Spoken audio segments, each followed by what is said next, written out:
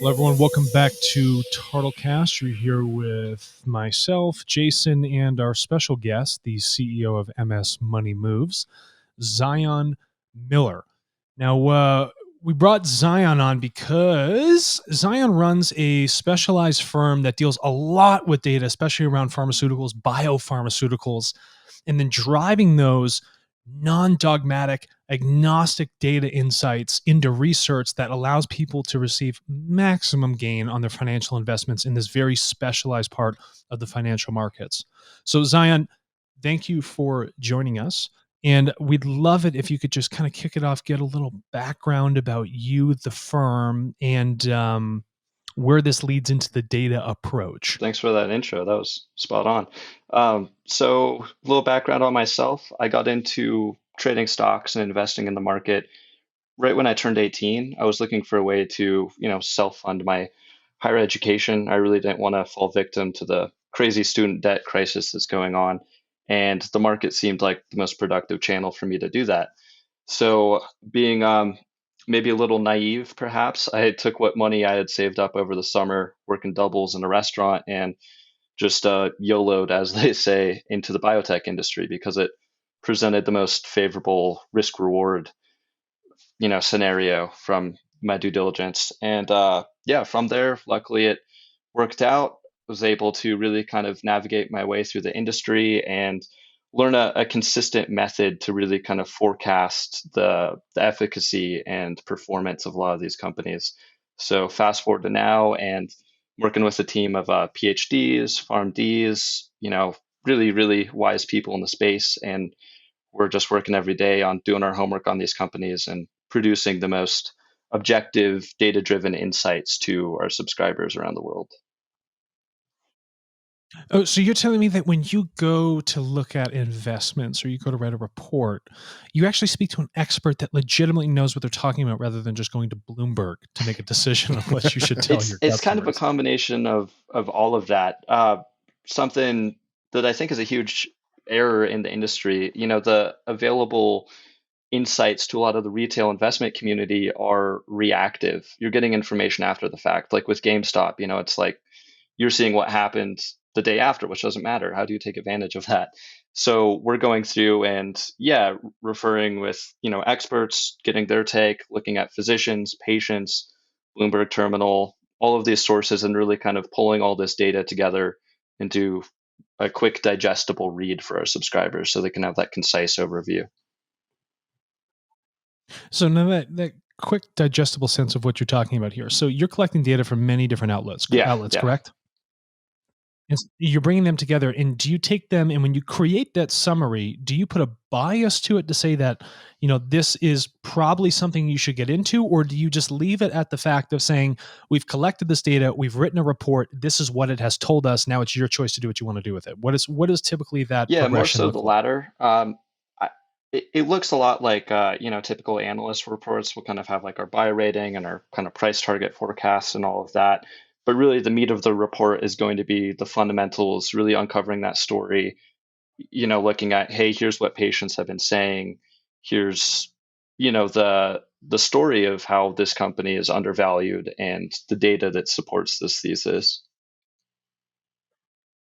That's interesting. So rather than just looking at we did a Carl Jung episode on just looking at the statistical nature of the company. That's not enough in your case. You're saying that by actually going to these primary source individuals, people within the company, people that use that specific drug, that have gone through the trial, by getting that information from them directly, tells a story that actually explains the data that is being seen or the data that might be Yeah, missed. absolutely. And that's really where a lot of people fall short and why the statistics are so terrible for a lot of newcomers to the industry. It's, there's no one size fits all to this. It's a combination of hundreds of factors, really. And you need to have the ability to get granular and get that information from, countless sources to really kind of piece together the story, which is why, a lot of analysts consistently have missed the plays like Tesla, the plays like, that Kathy Woods is being really famed for hitting on. A lot of these analysts just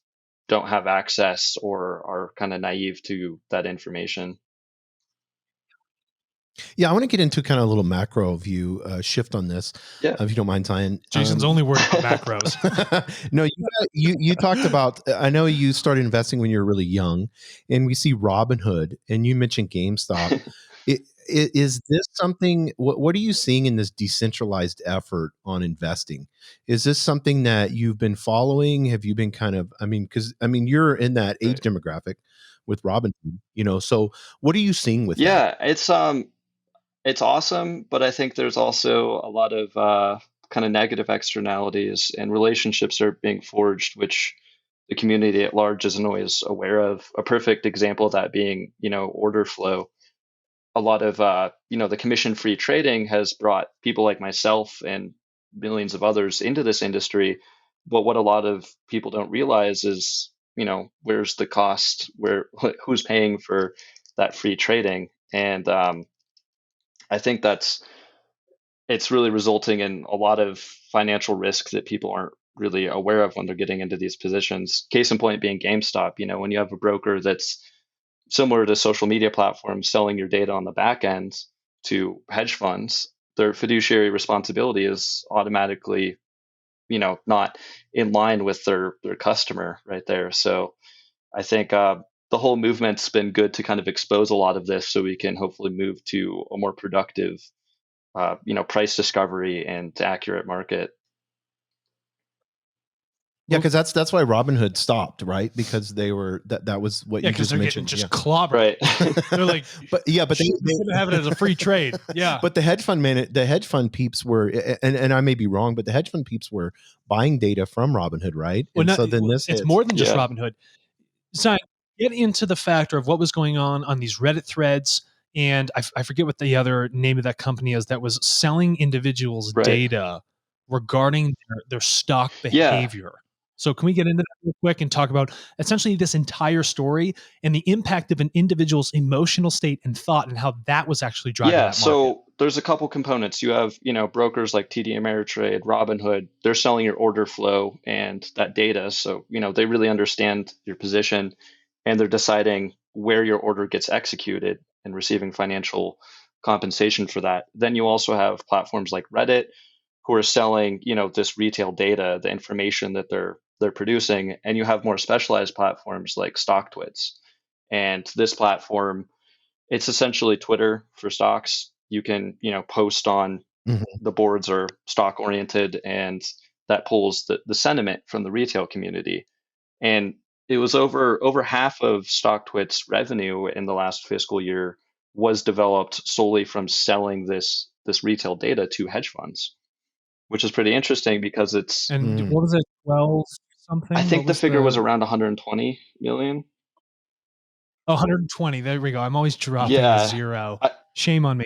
So they had you as an individual, Jason, or Zion going onto StockTwits would be putting together your data, and they're raking in fat profit off of selling your information. yeah.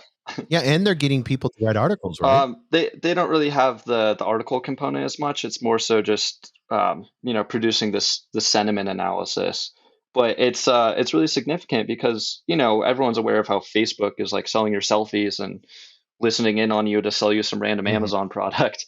But the implications in the finance industry and the capital markets, I think, are a lot more devastating because it has serious financial implications. It's like, the retail community is inherently fighting this game with one hand behind their back.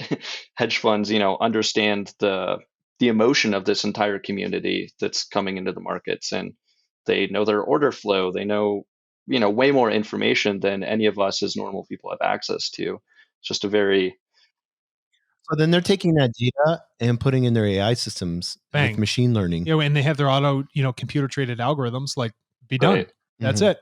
And they just suck it up all day long. And you'll pay for that price because on the back end for how this thing's trading, which is 85%, maybe 90% of the market trading is done by computers anyway. They don't have to worry about it. And it's executed with Yeah. precision. They're just analyzing what the market is doing and then sending it out there. Yeah, because they're going to know, they're going to put Reddit in there, know the patterns. But what's the key here that Zion had actually spoken about? And this is what we talked about in a previous episode, Zion, just recently, about, for instance, ESG Right. investing. Okay. there's a gap with that ESG investing because still there's so much information that is only allowed to a very select group that can Exactly. afford it. It's not truly democratizing that information. So that actually limits people's ability to get into the markets and make sound decisions with these investments. And then the people who have the information are still in control in Yeah. that function. So when I look at MS Money Moves, and if it's on pharmaceutical, biopharmaceutical research, what you're doing is you're helping with the democratization of that specific part of the industry that is albeit quite private and has been very private. And so when you open that up, what do you see as the benefit of democratizing that data and telling that truthful story and letting it out there to remove that, essentially that Cold War Iron Curtain that you would Right. find around people that actually have the inside when it comes to Yeah, I trading in the think one of markets? the biggest benefits that I've witnessed so far is conviction. I think we're a little naive in, hearing all these buzzwords of democratization of finance and all of that, which is great, but a lot of platforms aren't actually doing it. They are democratizing in terms of access, but what we need to be driving is efficacious access. We need to get There people we that, go. we need younger people in the markets, but we need them fundamentally educated on what drives value and not just, YOLOing their stimulus check and how the money calls. That's fine, but you need to, at that point, you need to recognize that you're essentially gambling. And what we really want to do here is, fundamentally change that story and enable people to really realize consistent benefit of this financial vehicle, because the current solutions don't really provide that.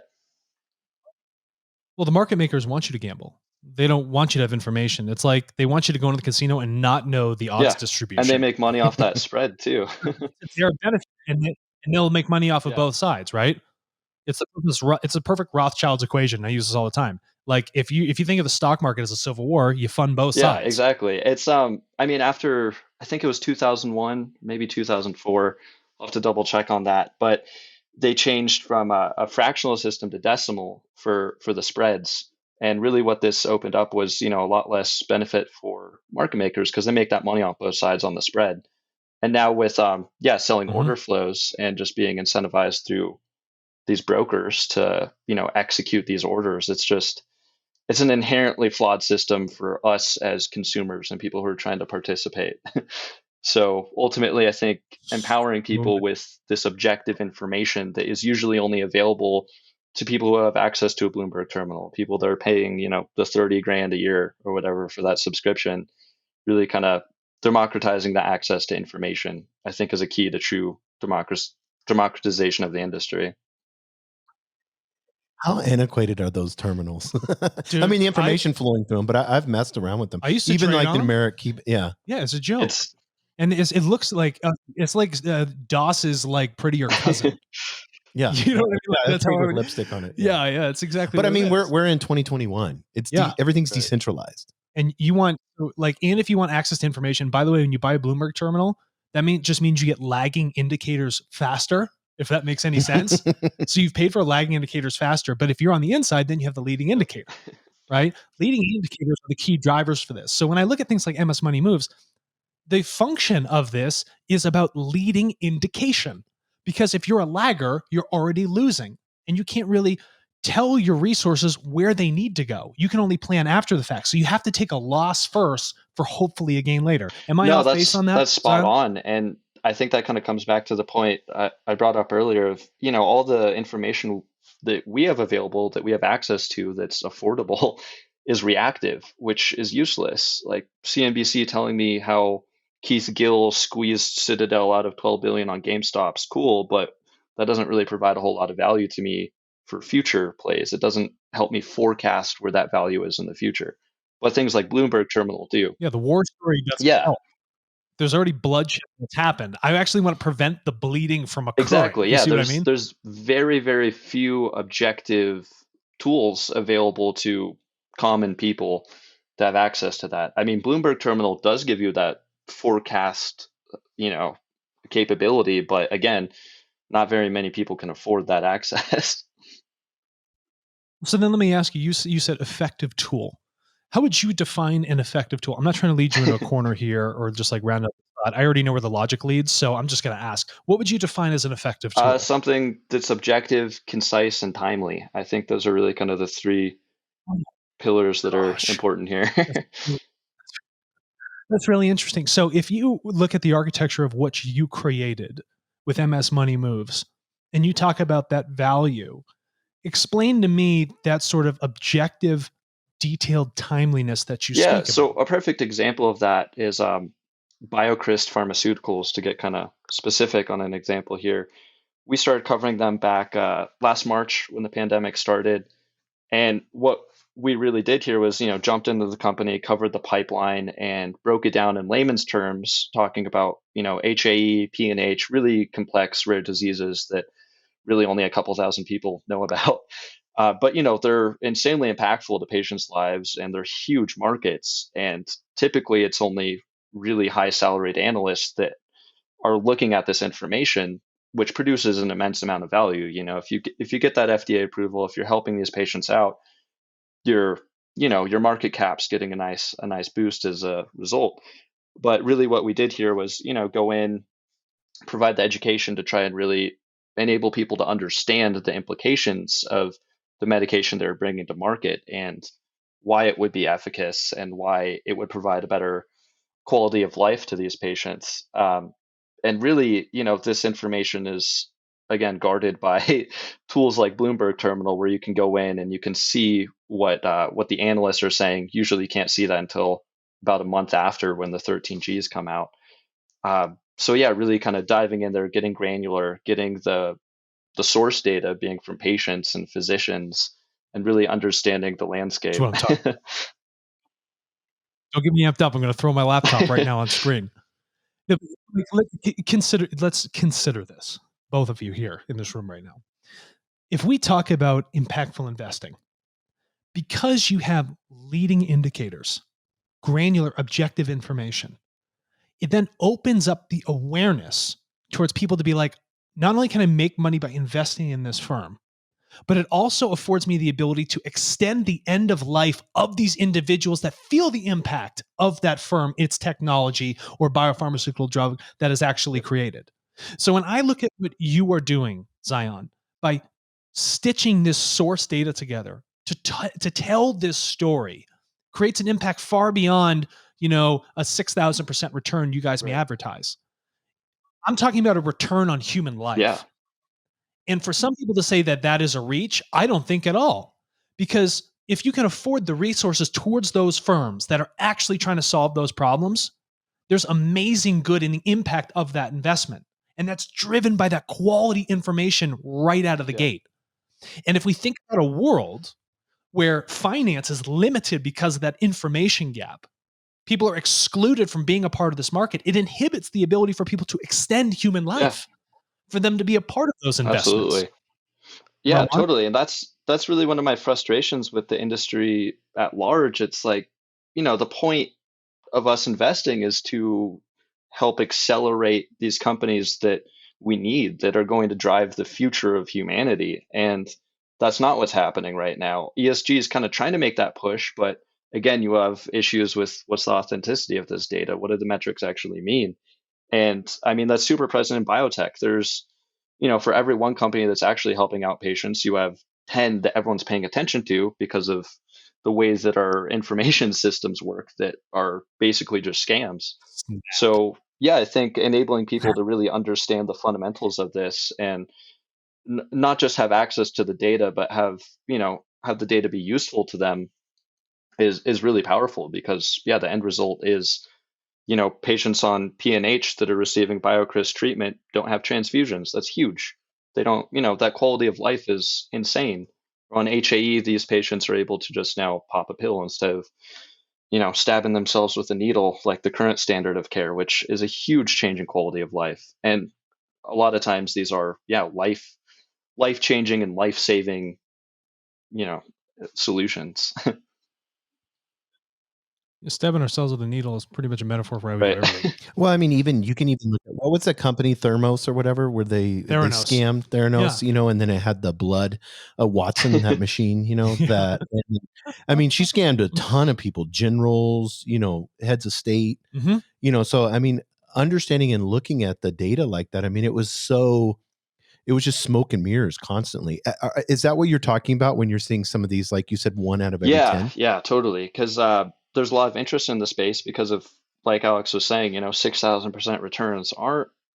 It's uncommon, but it's not impossible in this industry. So it attracts a lot of people who are attracted to the GameStop options and that exciting kind of volatility. But yeah, one of the unfortunate side effects of that is there's a lot of companies that pop up that really aren't driving any fundamental value for patients and are able to pay to go on Jim Cramer and pop up their market cap for a year. And eventually that'll, it's not sustainable, but just kind of how the game's played. And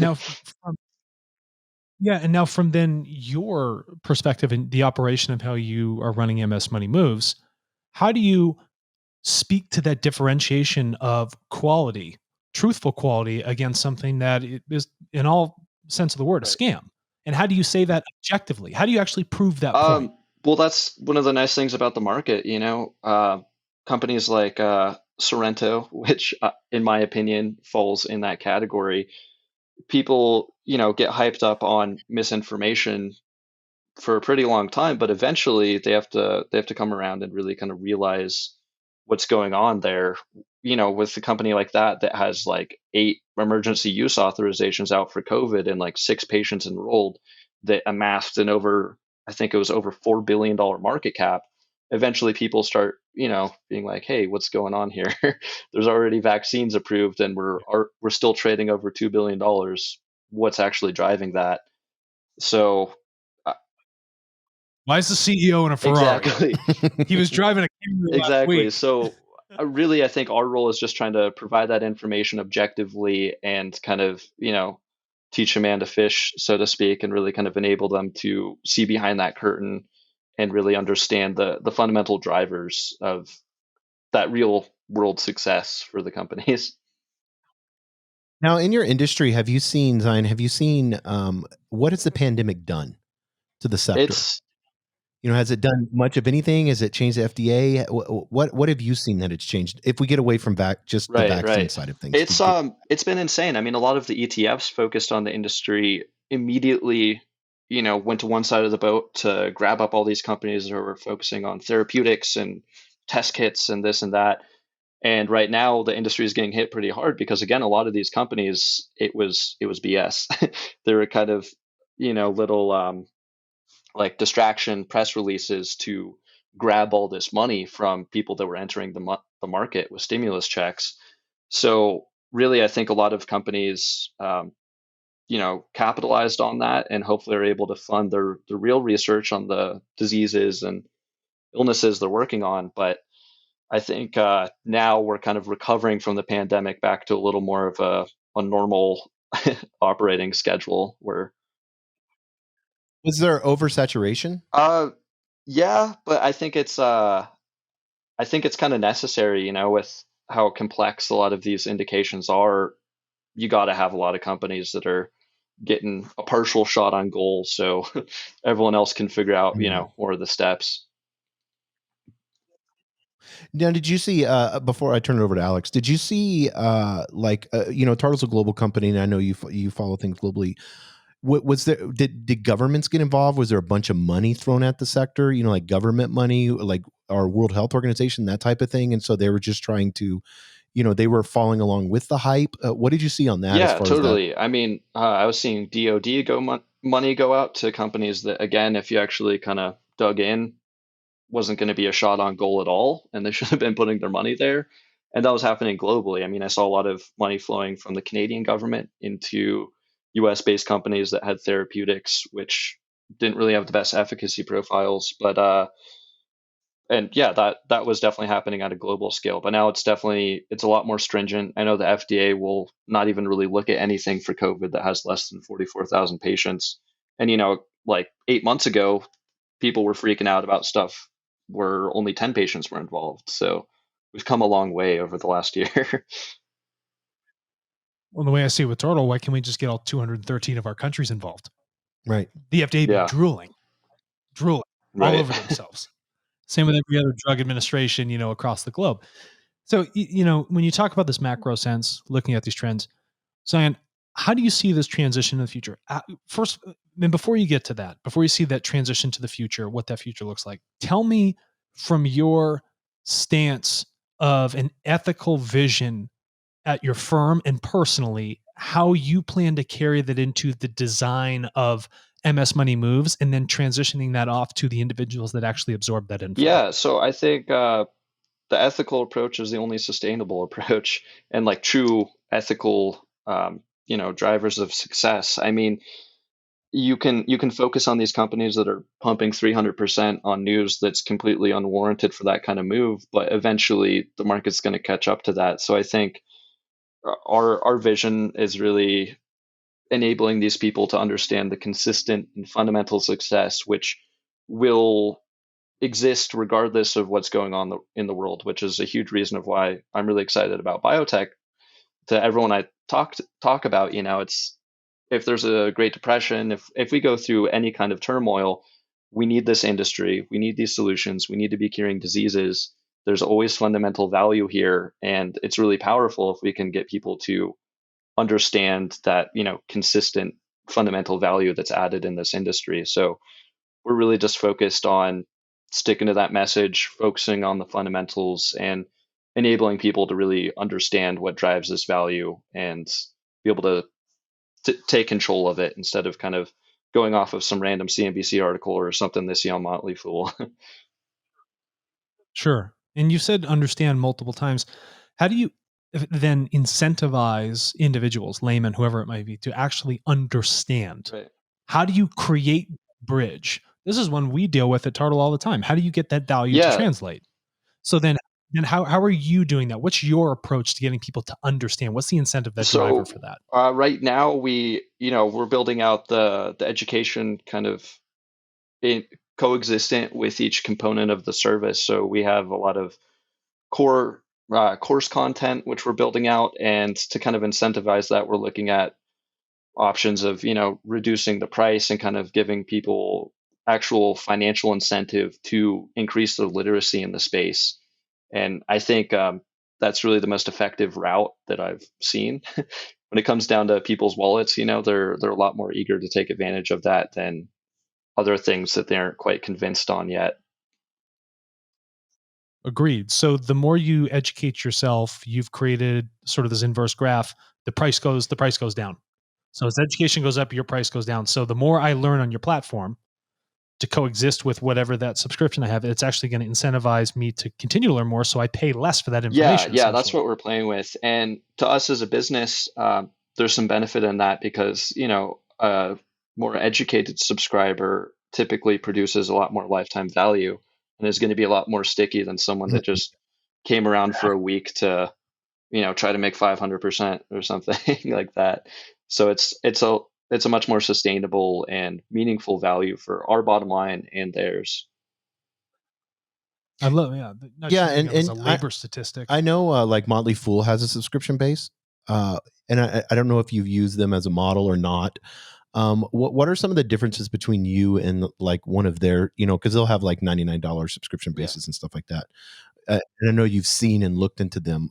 What would be the difference between the Yeah, two? so they don't go as deep as us, and with that, a lot of their analysts aren't really as well educated and don't have the same experience level as a lot of the people we work with, which oftentimes results in some lofty price targets and some picks that don't quite hit for their customers.